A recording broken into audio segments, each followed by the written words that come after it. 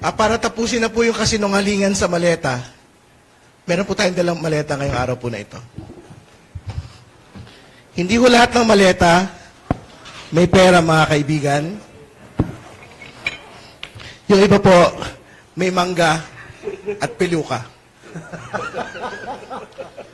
The House and the House Prosecution Panel will not be deterred. Hindi ho kami magpapapigil sa mga kasinungalingan at mga fabricated testimonies po na kung sino man. Tuloy po ang impeachment trial, ilalatag po ng Kamara, ilalatag po ng House Prosecution Panel, yung pong lahat ng mga ebidensya laban kay Vice President Sara Duterte, yung AMLAC reports, yung pong NBI reports, yung pong video documentation ng pagbabanta laban sa Pangulo. So bumalik po tayo sa usapin. Ang usapin po ay ang pagpapanagot sa pangalang Pangulo.